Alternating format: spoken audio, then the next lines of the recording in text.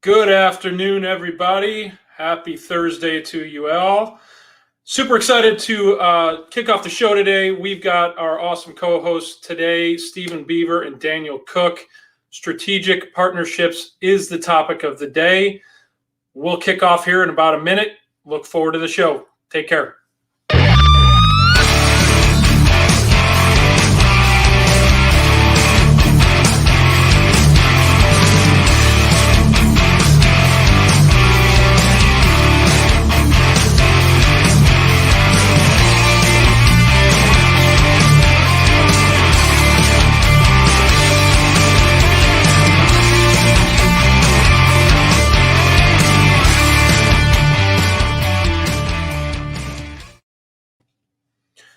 All right. Good afternoon, everybody. Glad to be here on Thursday. Landon, you're in the background. What's up, my friend? Happy to continue the awesome topic of strategic partnerships and what that means for your business and how to build those strategic partnerships. We have had that conversation the last three shows, so this will be the last week that we cover this topic. So looking forward to diving into that with our co-hosts. As I mentioned, Daniel Cook, Cook DFW Roofing and Construction. And we got Mr. TMV Take More Vacation, Stephen Beaver, as my co-host. Looking forward to having them on the show here shortly. Before we do that, I am going to talk really briefly about Real Property Management Focus, where we focus on your real estate investments. That is my company. We are a full-service property management company and real estate brokerage. Key clientele are investors. So big investors, small investors, we work with all of them to help find, locate, analyze investment properties, as well as obviously manage them. And then, we could do the sales on the back end as well. But like I said, our topic of the day and of the month as we wrap up the month here is strategic partnerships. And I know a little bit about both of the guests that our co-hosts have. So excited to bring them on as well. Before we do that, Lennon, if you can bring on our co-hosts and let them introduce themselves. What's up, gentlemen? Hey. How we doing? Happy and successful. Just a little bit every day. Amen, brother. Always have a smile on your face. So does Daniel. Got to. Daniel's excited because he's not on a 120-degree roof right now. Yeah, you're actually in an office. It's good to see you. The last few times I've seen you either on the road or on a roof. Yeah, it's nice. Well, hey, guys, I want you to just introduce yourselves real briefly, and then, we'll circle back. Stephen, why don't you go first, introduce yourself, introduce, your business, and then we'll circle back and have you guys introduce your guests. But go ahead first, Stephen. Right on. All I am is an efficiency coach that specializes in making sure that your business allows you to take at least 6 vacations a year. So you got to be more efficient to do that. And even if you are efficient, wouldn't it be great to be more efficient? So I always like to use this example. This is my prop, by the way. It's not an iPhone. I know I'm not that cool yet. All right. But your business is supposed to take you to 65, but you wash the car, you clean the car, you drive the car, you change the tires, you do everything. But the fact of the matter is the further away you are from the car, the less you do, the more money you make, and the more time you can spend with your family or doing whatever you want. And most people get caught up in making sure that their business is working, but what about your life? And so that's all I do is I make I help you your business become so efficient that you can be there or not. My question to everybody is this: if you were to leave your business for a year, would it have a 20% net increase in business? If the answer is yes, you own a business. If it's no, the business owns you, and we don't like that. Efficiency coach just get you more and more efficient so you can do more and more things. Awesome. Thank you for that visual, Stephen. And yeah, you're pretty cool. I guess not cool enough to have an iPhone though. All right, Daniel. Yeah. Daniel, tell the audience who you are and what you do. Well, my name is Daniel. I own Cook DFW Roofing with my wife, Carrie, and we basically help take care of everybody's homes in the Metroplex and pretty much all the state of Texas. We've gotten referrals as far down as Austin and San Antonio, and we basically come in when there's problems at your home that you may or may not know about after storms, before storms. We work on exterior, interior, We have some great partnerships with some other construction lines, automotive PDR. We try to be a one-stop referral source and repair facility for your home. Cars, just about anything you can. So we've been getting a lot more construction-related business recently. A lot of people have been upgrading their floors and upgrading their kitchen countertops and cabinets, and everybody's been at home a lot more over the last 18 months. So you get to see a lot more of your home than normal, and so that's what we've been focusing on. Painting, just everything in general. So trying to really help make everybody's homes a lot more beautiful, and since they're there more, appreciate them a lot more. Awesome. Well, let's bring in our guest for today. But first, before we do that, I want to make sure we give some love to our sponsors. So, Landon, I'm not sure who you have queued up, but yeah, all right, we've got Tom Rowe with Wines and Appeal. With an Appeal. I want to say that too quickly. So, Wines with an Appeal is a company dedicated to assisting people fundraise for their favorite nonprofit organization. They provide a fun and educational program to entertain your donors and increase their wine knowledge that can potentially cost the fundraiser nothing. That's right. I said nothing. I have been to Tom's events. They are, as I said, entertaining, fun. You get a little bit of education. You get the opportunity to buy some wines that are not on your shelves in your local grocery stores and or liquor stores. So if this is something that you were looking to do as an organization or want to do as a fun event and to raise some funds for a charity of your choice, send an email to Tom at wineswithanappeal.com or call them at 214-621-5216 for more information or to schedule your next event. And then our second sponsor is Mr. Greg Holdberg with Liberator Health Insurance, the best value in affordable health care. Greg's deal of the week is he just signed up a 54-year-old accountant and his 23-year-old daughter for a great coverage for $570 per month.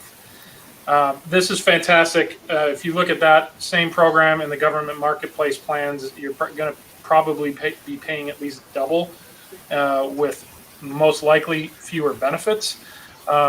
What Greg specializes in is listening to your needs, educating you on what your opportunities and options are, and then making the right choice for you as his client. So in order to get a hold of Mr. Holdberg, give him a call at 214-886-4688 or visit them at www.liberatorhealthinsurance.com. All right. Thank you guys for your sponsorship. And Greg is a co-host as well, so you'll see him. I think it's on the second week of every month. So look forward to that as well. But right now, guys, let's go ahead and bring on our guests. Let's go in the order we went before. Stephen, go ahead and introduce your guest, please. Here we go. I'm back. All right. Well, if you didn't hear me, I said you're first up on introducing your guest. So go ahead and introduce your guest. All right. Well, so my guest is like one of the right-hand people, or it used to be one of the right-hand people of a small hotel chain called the Hilton.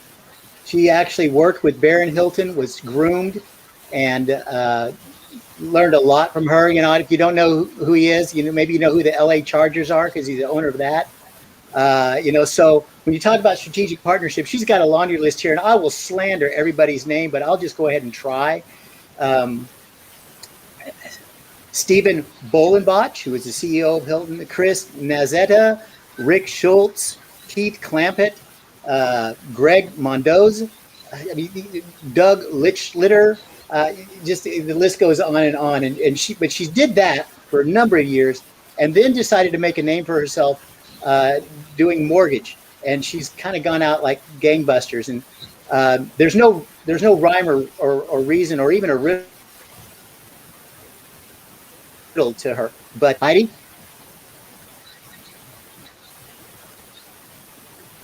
Hi, how are you? Hi, Heidi.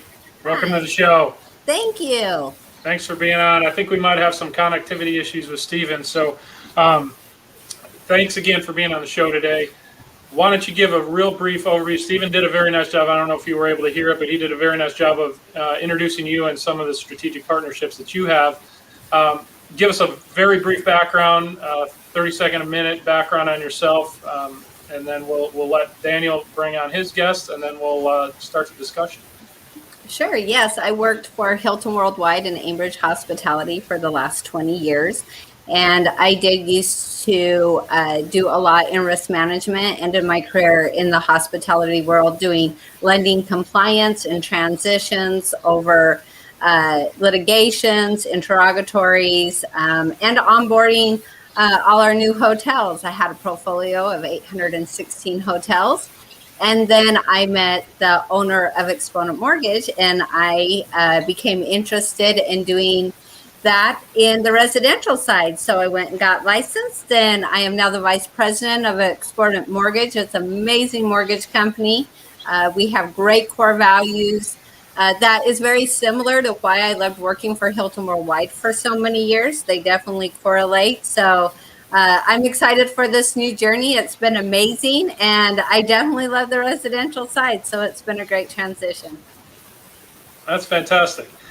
Well, thank you for sharing that. Looks like we got Steven back, and he's mobile. So watch out, out, everybody. So, I like to stand, and I'm in the living room, and there's no place to put it. So there's a cat tree right here. So that's pretty much right where you belong. It's the most efficient thing I can do right now. Anyway, so Daniel, why don't you bring your guest on? Let Keith there. Give him a good intro, and then we'll let Keith talk a little bit. All right, guys. So I have asked Mr. Keith Grubb to come on and visit with us today. Keith is in marketing, and he is basically, his whole mission is to find marketing programs and advertising that you can use as a small business that will still have the proper reach for the type of demographic you're looking for, but also fit it within a budget that fits everybody's ideas of where they're at in their business world at that time. So we're a smaller business, and I actually just signed up with him recently to start advertising on the Weather Channel with Spectrum Cable. We're going to be sponsoring Weather on the Ones. And but we have been working on this for quite some time, and we just wanted to find a project and an avenue that was going to be good for us. And that's what he really focuses on. He gets to know his customers, his clients, whatever he can do to figure out what the best structure is. And that's his background. He's been doing it for so many years, and he actually has an automotive background like I do. So we've been in customer service for our whole careers, and we love helping people. And so I thought he'd be a perfect person to have on, since we're talking about strategic partnerships.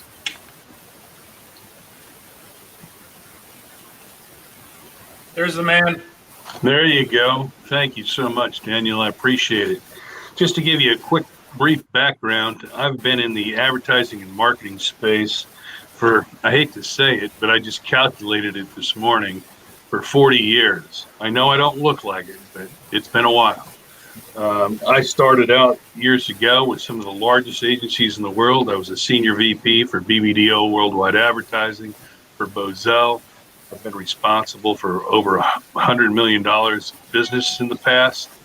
And what's really great is I've worked with companies, that were huge, spending millions of dollars a month, down to smaller clients that can only afford hundreds or thousands of dollars a month.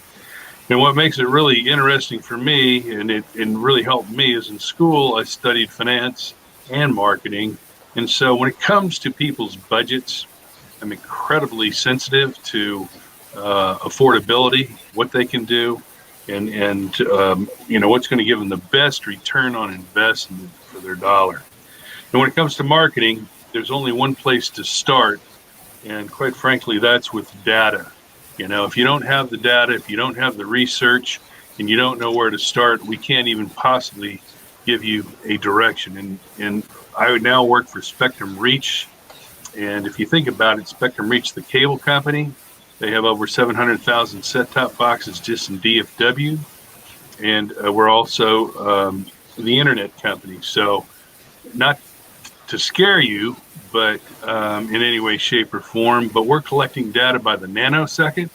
And so we have a team of researchers and media planners that we can customize plans for you. We don't do everything in the marketing space, but what we do, we do it very well. That's a good summary, Keith. I love that. I hope you didn't have to use your calculator to figure out how many years you've been doing it, but I did. pretty impressive. You knew I did, didn't you? I knew, yeah.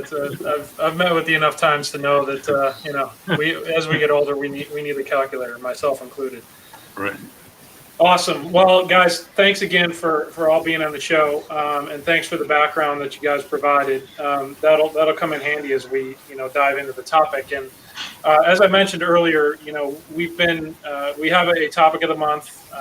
Strategic partnerships is the topic of this month. We had working on the business versus in the business in the past. So some of those kind of tie together a little bit. But as it comes to strategic partnerships, what we've kind of done is try to level set how people define strategic partnerships. So we'll let ladies go first. Heidi, what would you define as a strategic partnership? I think a strategic partnership is definitely a partnership to where you have a great relationship to feel freely to discuss either lots of different needs or concerns. It doesn't always have to be about business, and it doesn't always have to be something that it can be family. It can be a relationship with a hobby. It doesn't always have to be about business. And I think sometimes when you lay back the layers and give yourself a chance to really get to know people and find out what their backgrounds are, you end up having a lot more in common to where you can build a relationship before you even start to continue to move forward. Well, I think that's a great ad that really hasn't been called out in their previous discussions. Yeah, I agree on that post that's showing up on the screen here. I love how you viewed it as larger than just a business relationship, right? It can be in any context in life and family and friends and romantic relationships. I guess you can kind of name it, right? So that's a great perspective because, like I said, we've been kicking around the topic for a month, and that's the first time that's come up. So great perspective. Keith, what about yourself? How do you view a strategic partnership?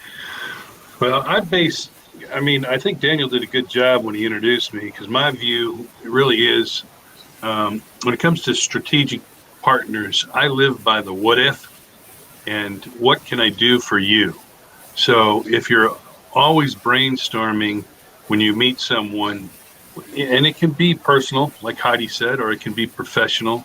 Like, for instance, if it's a small business and they don't really know where to start with marketing, and trust me, most small businesses don't have a clue of where to start. We sit down and say, what can I do for you? And the number one thing I usually do for small businesses is at no charge, and that's where I always start, is how can I find research to help provide you a strategic path and a plan that you can move forward with. And quite frankly, it's all about having knowledge, whether it's a personal relationship, what can I do for you, or what if we did this? And your relationships, back to Heidi's point, is everything that in a nutshell. And if you start with the right attitude of what can I do for you, you'll find strategic partnerships blossoming like no tomorrow. Mm-hmm. Yeah, I think that's spot on as well. And I like your approach, Keith. And we've had this conversation already. Your approach is spot on with the help forge a strategic path, right? Especially small business owner who's in the infancy stages, they may have a strategy, a long-term strategic path. They may not have a short-term one, because I think you have to figure out, you definitely have to have a long-term vision. But when you're a brand new business, it's hard to figure out, all right, well, how do I get there? And when you forge strategic partnerships, they can help you get there a heck of a lot quicker. So that's a great point. Gentlemen, hosts, do you guys have anything you want to add as far as the definition goes before we move into success factors? Daniel, you want to go first? Sure. Yeah, absolutely. I feel like strategic partnerships are much different compared on where you are in your business world. when I was working for people in operations, you have strategic partnerships within vendors, some customers, different things like that. It leads different directions. But when you work for yourself and you own your own business, it's definitely goes a different direction. And both, like Heidi and Keith said, you don't always know who your strategic partner is when the conversation starts. That's right. And it could be somebody you're sitting next to at church, somebody you're in line with at the grocery store, somebody you're pumping gas next to, and they start looking at you and they're like, "Hey, I got a question." And so all of a sudden, that's where those windows start opening, and then they have a friend that lives next to them that has a problem, and it's just all of a sudden you got all these different avenues of business and help that comes around, and then you figure out, I'm looking for somebody that can do this, and then somebody comes and tells you, my next door neighbor does that. So it goes in a lot of different directions when you work for yourself and when you're working in smaller business roles. So, but definitely, I always live by this: is you never know who you're going to meet today that could potentially make your business more successful. So that's what I kind of open every door every morning. Is I hope I get to meet somebody that makes my job a little bit better, or my career, or my company, and if I can do the same for somebody else, and that's what I kind of look for as well. So I'm in a lot of different networking events and marketing, and I always try to lead off with, if there's anything I can help you with, please let me know, because I'm not sure. But if you have an idea, run it by me. What's the worst that's going to happen? Love it. And and so if I ever see somebody, standing next to me at a gas pump looking weird at me, I'll know it's you, Daniel. Sorry, just got to rip you a little bit. Stephen, what are your thoughts? So Daniel just touched on what I call connecting the dots. And so what we try to do is we try to connect the dots for our financial or personal future. And the reason we do that is because we can connect the dots to the past. That's what got us here. What got me to meeting Heidi, right? Well, it was this, and this. But as Daniel said, and what we forget sometimes is we cannot connect the dots to where we're going, because you never know how it's going to change or who we're going to meet or what's going to happen. And so there's a couple of things on strategic partnerships. First of all, you do need to be strategic about your partnerships. So no, you don't go look for the crazy person that just changed your life. You look for the people that are going to give you the gold bars. If there's a diamond out there within a mile that's worth $1 million, you might say, yeah, I'm going to go look for that. That's talking to the person at Walmart and blah, blah, blah, blah, blah. And yeah, that person may be somebody that changes your life. But if I put 10 gold bars by your car worth $1 million, which one would you go for first? So your strategic partnerships, you shape your business for that, but then you have the abundance mindset to be on the lookout for what Daniel was talking about, what I call connecting the dots. You never know where that's going to go, right? Example, I learned a technique 35 years ago on how to answer the phone for my martial arts school. Guess what? I did such a good job on it. This lady brought her 2 kids. Guess what? That lady's my wife. Connect the dots, right? Okay, who would have said that learning that script and becoming proficient at it was going to get me the love of my life and 5 kids, which sometimes can drive you crazy. But that's another story. We're not going there. It's strategic, but then you've got to let that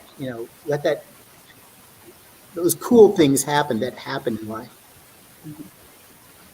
Yeah, I think that's great, and the dot connecting is interesting, especially since you are underneath a cat tree and having 5 kids and a wife. That really frames up the picture very nicely. Thank you, Stephen.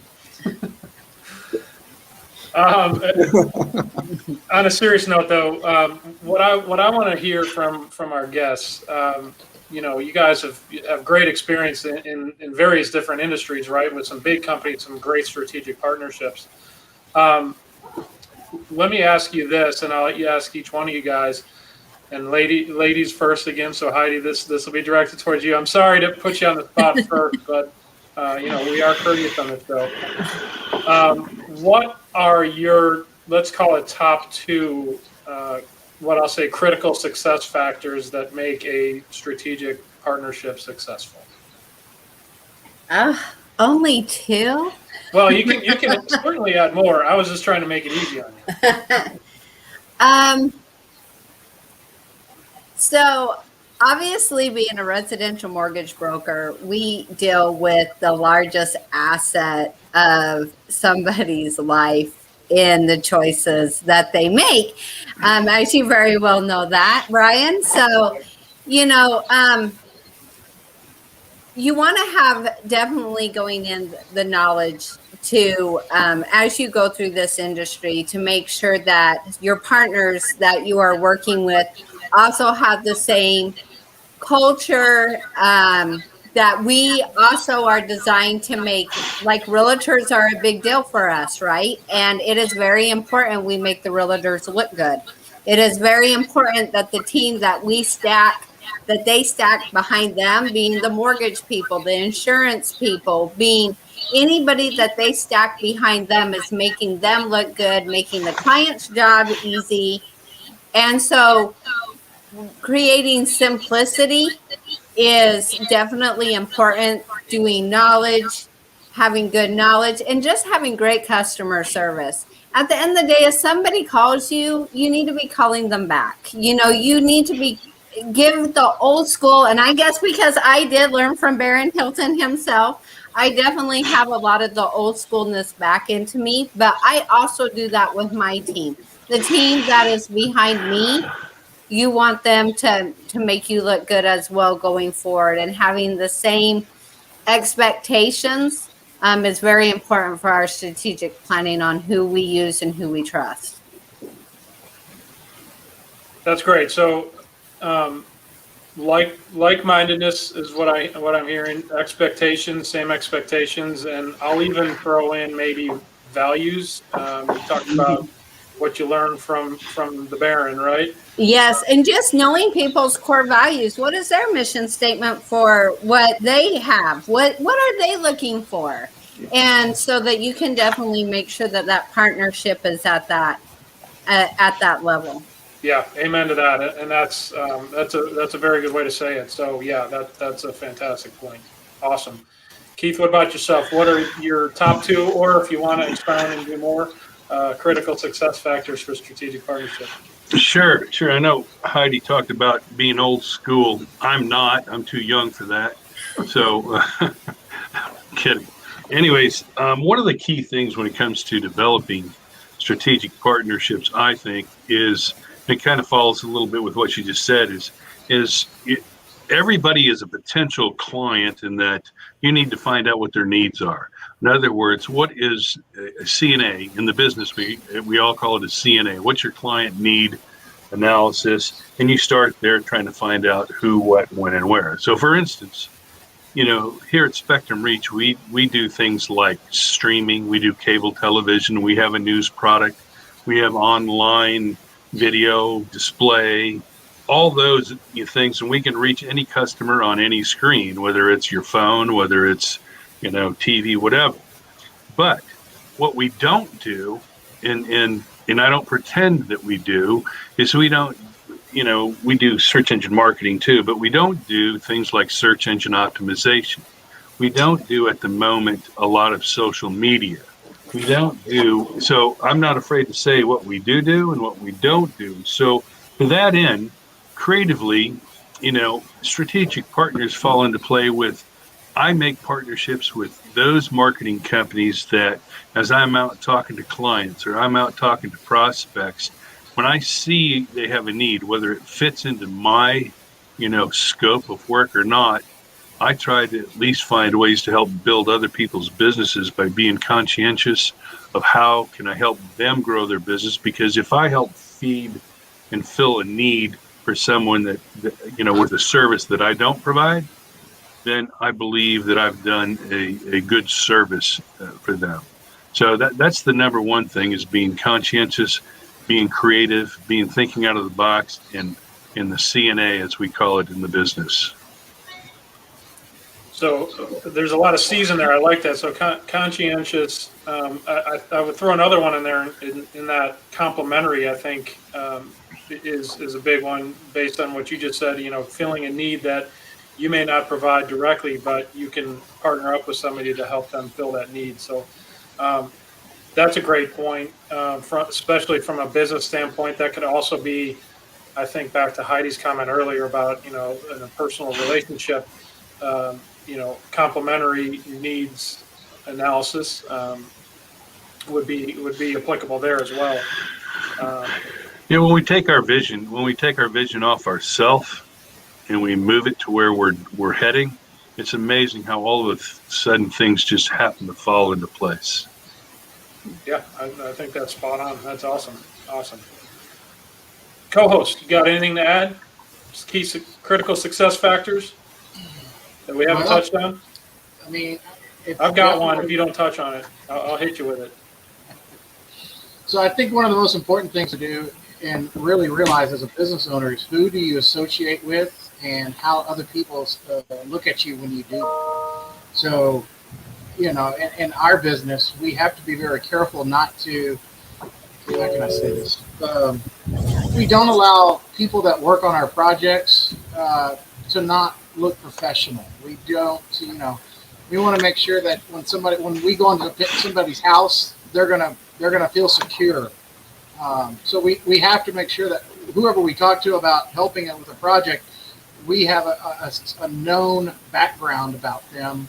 We know that if somebody's kids are in the house, we don't have a problem with that. So being in somebody's home and being around somebody's personal property all the time, that's something we have to focus on. We want to make sure that somebody is very secure with us being in their house, coming around when necessarily they may not be watching us all the time. So that's something we do. As far as on another level, we also try to make sure that whoever we incorporate with our business, we have the same kind of eye for detail. So we have to have the same mission as far as how are we going to lead those jobs. We do not want to leave anything undone. And that's something we have to make sure we constantly are following up with a lot of my different crews, my painter, my gutter. I go around, they know I'm going to still inspect what they do. I'm not just going to let them do it and then walk off. And so that's something we really can focus on and try to be a better, GC than a lot of guys potentially are. Because you always hear those horror stories where they told me this was all going to get done, and you come in, and now it's not, and now he's nowhere to be found. So that's a big time deal for us, is to make sure we inspect what we expect. Right on. That's good. So I guess I'll go. Hopefully I won't hit yours, Brian. Probably won't. You always have something really cool to say. And if I do, you'll think of something better. But that's okay. I still love you. Just not on Thursdays. Wait. Oh, shit. Wow. So in my avatar training, big one for you, my friend. Big one for you. In my avatar training, one of the first questions I ask is, who would you like to talk to? Who would you like to be your best friend? And you would be like, dude, when we get together, we jam, we talk about this, we do this. When you're making your strategic partners, you got to look for that best friend, right? Somebody that you can build a relationship with, somebody that you can say, yeah, your core values, my core values, your work ethics, my work ethics. We're real close to the same thing. There's differences, and that's cool. That's why you want partners. But are you looking for somebody that you can really get down with, and you can really say, yeah, let's do the job. Let's go ahead and work. And so that's one of the things that it's hard, because then you start thinking, well, that's hard to find that person. I promise you, it's not. There are tons of people that think exactly the same way that you do. And if you it's weird. And okay, 40 years in martial arts, I've seen a lot of crazy stuff, and I'm religious too. So sometimes people think if you're martial arts, Chinese martial arts, you're a communist, but not. But anyway, you see things and you go, wow, karma. I'm looking for this. It happened. And that's what happens. You start putting out that energy. You start thinking of these things. And quantum physics, if you just want to go from religion to physics, says what you pay attention to happens. So when you start looking for things, those things start to happen. When you start looking for a car to buy and you want a white Porsche, all of a sudden you start seeing white porches all over the place. Well, there weren't white porches all over the place before. Well, you started thinking about it. So now your mind starts looking for it. You start finding it. And that's the cool thing about when you're looking for strategic partners or avatars or whatever you want to call them, is you define exactly who you want. They will come into your life. That's a cool perspective. I never thought about it, especially I love that analogy to the car, because without a doubt, every time I've thought about getting a new car, or even once I have a car, you start looking around, you're like, man, there's a lot of the same vehicle around, or a lot of what I'm looking for. All right. That's a good analogy. I like that. Okay, and to your point, Stephen, you didn't hit on the one that I was thinking of, and I'm gonna. Yes, I'm as brilliant as Brian. Ooh, that's a tagline. Brilliant as Brian. Just because I'm making this point certainly does not make me brilliant, but I'm going to spin it actually a question around the other way. And the question is, what would you call the biggest? So within a strategic partnership, you have one established already. What would you identify as the biggest point of failure? So if that strategic partnership isn't working or fails, what would you see as the main cause? Two things. Too picky. Okay, and then because you're looking for the perfect one, and then it goes right along with that, not flexible enough to go ahead and say, hey, you got a different point of view. I don't agree with it, but I respect it. Okay. The desire to be successful. So differing levels of desire? I would say somebody that's not trying to be as successful as you. They have a less tolerance for what they deem as acceptable, versus what you have in your ideas. I think that goes along with, aligned goals. And if those goals aren't aligned from the get-go, and you're right, Daniel, if they don't have the same work ethic and desire to get there, then it's not going to work. That's true. Still looking for one more. It starts with a C. Communication. Boom, Heidi, you nailed it. That's on my list. Communication, flexibility, and sense of urgency. I think that is something that definitely breaks it for me. Is those three categories I definitely have to have. Heidi, have you been talking to my wife? She tells me I don't communicate enough every single day, and I swear I try. But dude, so Daniel, the boat's gonna sink because I think every male is accused of that, and if you're not, then share some knowledge with us, please. I guess that was why that was number one on my list. Well, so kind of to that point, said, when you're communicating, I think the number one thing for me is lack of delivery. If, for instance, you talk a big game, and then when it comes time to play ball, and you're nowhere on the bench to be found, let alone the field, it tends to be a big out for me. So walk the talk, basically. Right. Well, Brian, you know that I always push what I call the acronym, the CARE factor, right? And what I learned probably 15, 16 years ago, that is my filter for everybody that I decide to work with. And for those that haven't seen that before, CARE, number one is communicate.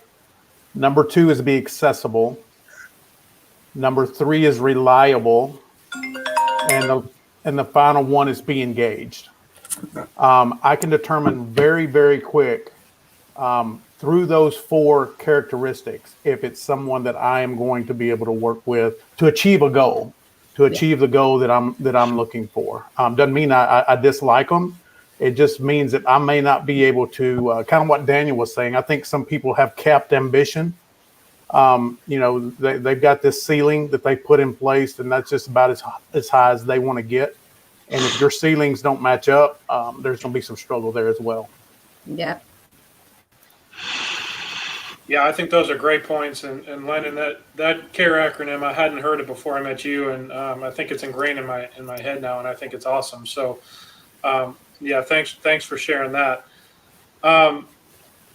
Let me ask you this, guys. When you're forming a strategic partnership, and Daniel, you alluded to it earlier in that you have the open-mindedness to basically invite anybody who you meet, understand who they are, how to build that relationship, if they're worth building a relationship with. So the question, I guess, is, do you guys have a method to the madness of building strategic partnerships? And feel free, anybody chime in. I'm not going to put Heidi on the spot this time. So, guys, you got to step up. Well, what I do is I look for, when I see a hole or an opening, just like a running back, I'll take it and I'll give someone a chance to meet the CARE Act, so to speak. And so I'll dive in usually head first if I don't see any immediate signs of non-delivery, non-performance, non-enthusiasm, whatever the case may be. And then, I'll give them the first shot and at either, referring them or checking them out in one way, shape, or form in action. And then if they prove themselves in action, I continue to develop the relationship and move forward. I've had a couple instances recently where the talk was good, game was good, the delivery was zero. So they're no longer on my outsourcing referral list, so to speak. Gotcha. Well, and Keith, I don't know if you know, but Landon was a former football coach, high school football coach. So your sports analogies are hitting home with Landon. Absolutely, I love it. Running back hitting the hole is.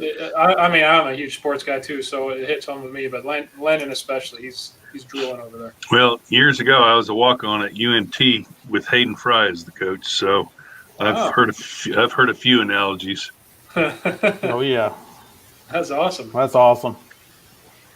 I think when building relationships, for me, it's very important to find out who they've worked with and what their relationship and has been, and what their reputation has been like, maybe with other guests or other people that they have worked with and that they have partnerships with.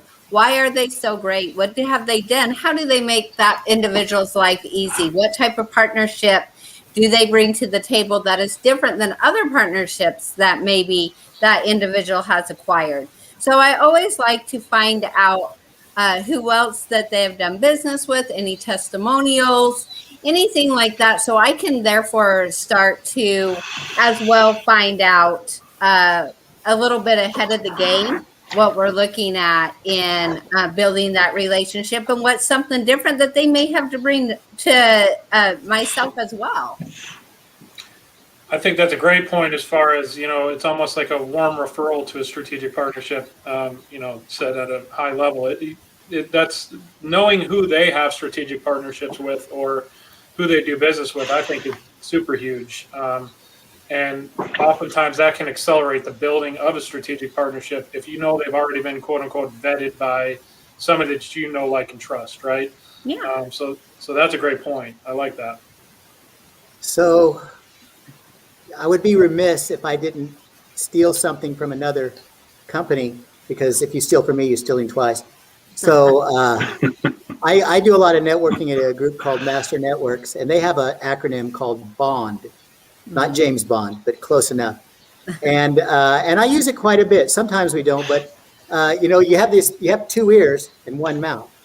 And so the first thing you should do when you meet somebody is build on common interests. Talk about the family, talk about how they got there. My favorite question is, I always say, and it sounds rude at first, but then you get it. I don't care what you do. I'd like to know how you got there, because telling me how you got there tells me a lot about you and what you do. So the first thing you do is the B is build on common interests. And the second one then is you start talking about their occupation. You start exploring what they do. You understand, you're not selling, you're listening, you're trying to get in information, right? You figure it out, right? And then after that, it's their needs. What do they need, right? Maybe they don't need me, right? That's cool, right? Maybe I know somebody they do need, right? I got a strategic partner for them, right? And then the last one is develop opportunities. If they do fit the criteria, then we develop opportunities on how to work together.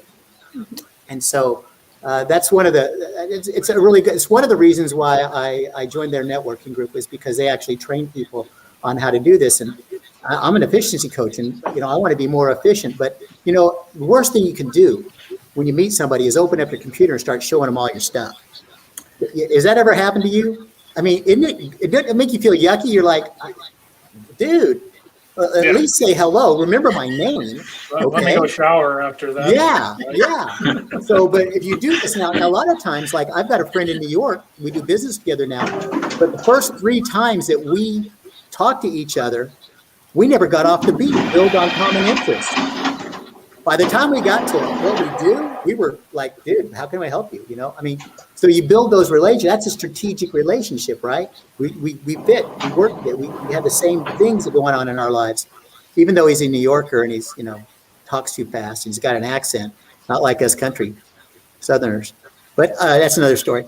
But anyway, that bond is a really, really good acronym for getting it down. Mm-hmm.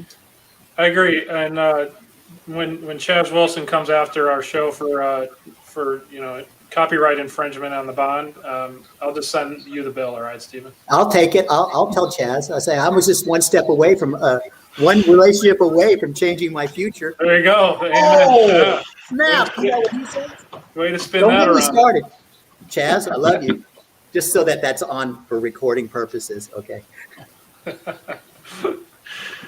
Awesome. Okay, so those are great points as far as the method to the madness to establishing, starting, building a relationship, a strategic partnership.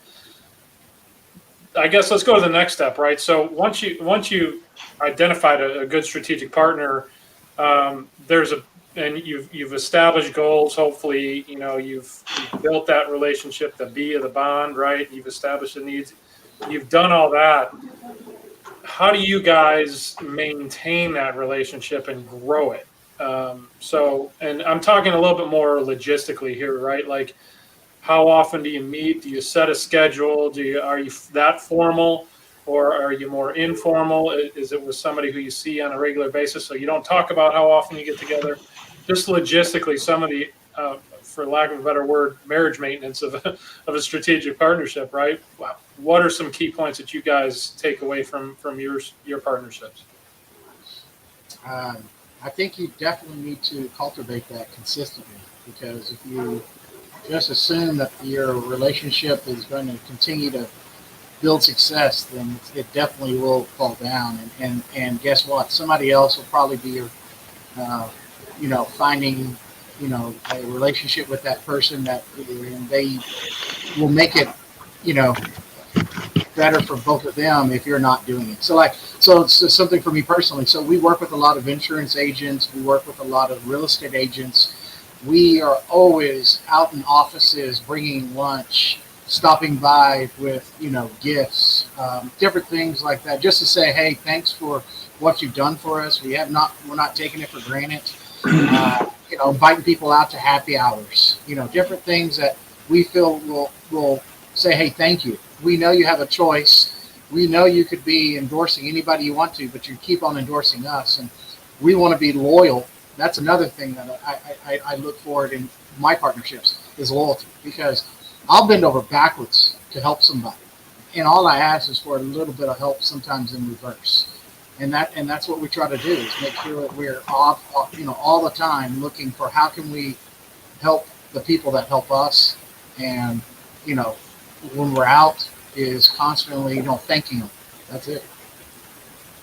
Yeah, that's good. I think for myself, I also like a lot of feedback, whether it be somebody that I worked with that is not really a strategic partner, but that I did a loan for or a refinance for, and ask, how was your experience? How was everything? What did you like about the process? What stressed you out about the process? And the same thing with realtors and title agents I work with. What can we do to make it easier? How did the process look great?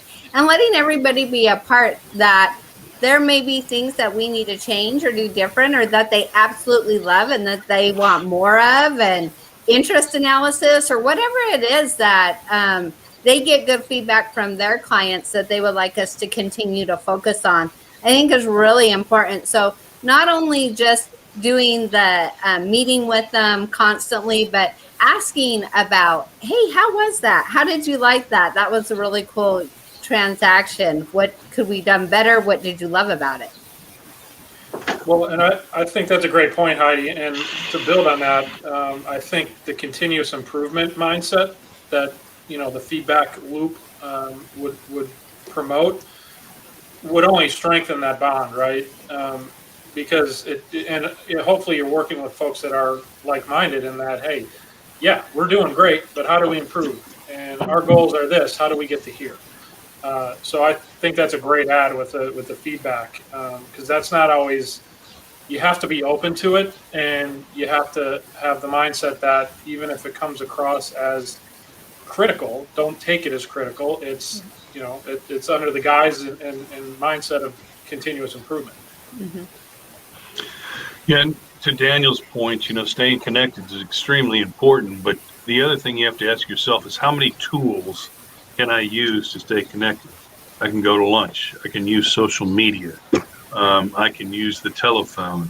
It seems like the younger generation doesn't know how to use the telephone, but they sure know how to use text. But that's another story. But always take a list and kind of mix it up. Go to lunch. I do that. I take people to lunch, dinners, and stuff from a business perspective all the time. If I don't see you and I don't talk to you, it's just like a marriage. How will the relationship grow? And so you look at where you're at with somebody, and you make the steps. It's a 24-hour a day kind of a deal. You got to be out there, and you got to be reaching for people and not expecting them just to reach for you. Yeah, I like that. So the last thing that I would put on before Brian is it's a strategic partnership. So you should always be asking the question, how can I help you? Hey, dude, you helped me this month. You gave me, some great stuff. What is it I can do for you?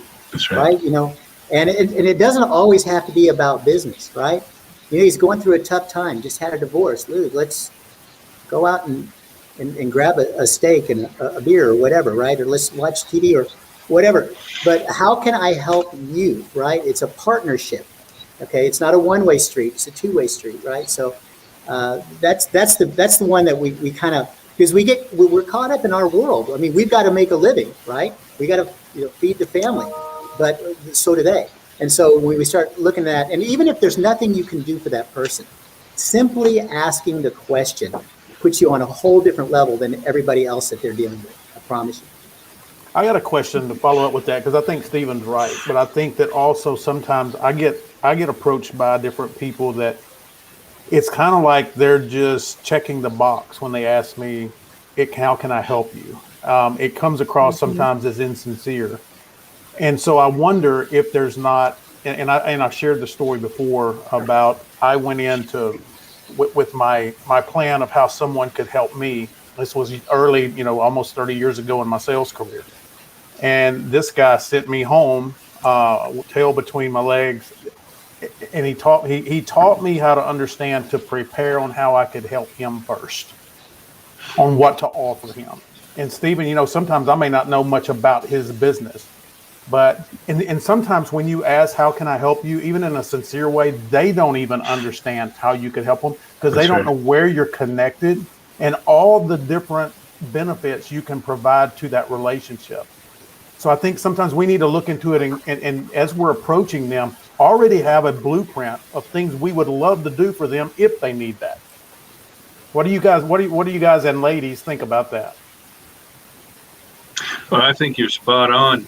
When I was an executive in the ad business, and I had account executives and account supervisors, they would go to key clients and board of director members, all the time from around the country, and they would ask the client, "What do you want?" Well, we're supposed to be the experts in that business. It's really, you're supposed to provide a menu of suggestions, ideas, and brainstorming, and then help them jump out of the box, because most clients, I always used to say, is they don't know what they want, and it's your job to help draw it out of them. And that's key. So to your point, that's kind of what you just said. Most people don't know what they want. It's your job to be creative and help pull it out and come up with a solution for these people. Yeah, Ryan, Lennon, that was actually a perfect prelude to what I'm about to say, because I actually hooked up two people, because one was talking about how he helps franchise businesses, and the other one was saying he wanted to have his business as a franchise. Neither one of them asked for it. It was just a conversation. We were doing the bond thing. It was just a conversation we were having, and I picked up on that, and I connected those two. I said, hey, you said you want to do this, and hey, I know you're doing that, but what about this? Would this be something that might be helpful? Mm-hmm. And so that right there was just, so yeah, so you're absolutely right. Sometimes you need to take the initiative, right? But if you do build your relationship, if it's a strategic partnership, that you build a relationship for your friend, you should know a lot more about how you can help him. It's a very good point.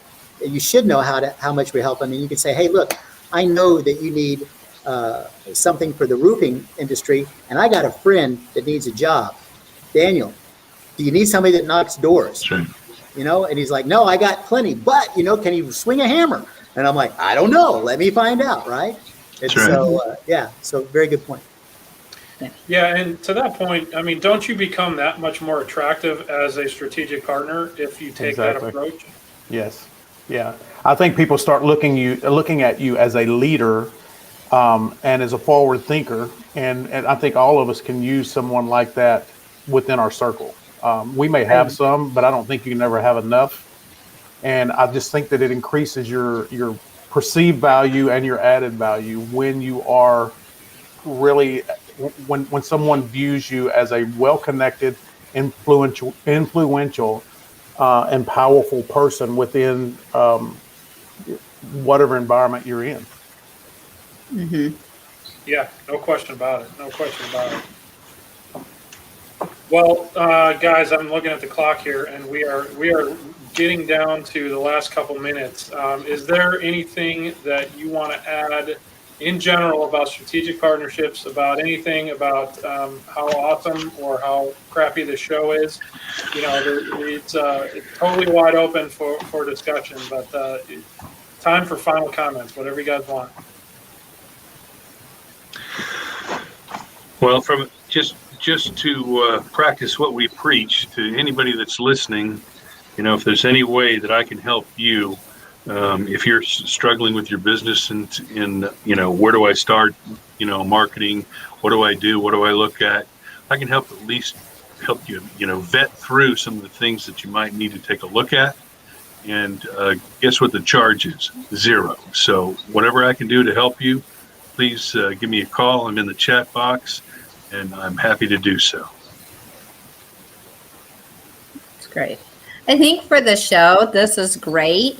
I think so many people have these thoughts and conversations to themselves every day. I think that a lot of people do probably a lot of face-to-face, but they don't do strategic, partnerships. And where do I start? And I hope that everybody who is out there, we all have those thoughts days. And I really hope that this has been super positive to help people feel like that they can really reach out to the resources that they know in the community, just to even help get their wheels turning. Well, I think those are great points, Heidi, and that's really what Real Talk and the Difference is about, is putting spotlights on strategic partners, right? So we have rotating co-hosts every week, and they bring on their strategic partners. So you guys we're happy to have you, happy to talk about these topics, because that's what the Difference is all about. It's basically making connections locally in the community, local business owners, local entrepreneurs, and really lifting that ship up for everybody. So thanks again, guys, for joining the conversation today. Thanks for all the value add that you guys provided. It was a pleasure to meet you today, Heidi. Keith, I've already met you. It was great to see you again. Great to reconnect. Good to see you. And of course, to Mr. Beaver and Mr. Cook, thank you guys for co-hosting today. It's always a pleasure. Always a pleasure trading a little bit of banter back and forth with you. You know, trade a little paint here and there. It's all good. But with that, let's wrap up the show. Great show today. Thank you so much for all of your input. Thanks for being on today. This is the last show of the month, I believe, right, Lyndon? That is correct. Yep. So we've got a planning week next week, and we'll be back first week of October with a new business topic. So I'll leave it at that right now, and we will see you guys first week of October. Until then, enjoy the fall weather, enjoy this weekend, and see y'all later. Thank you.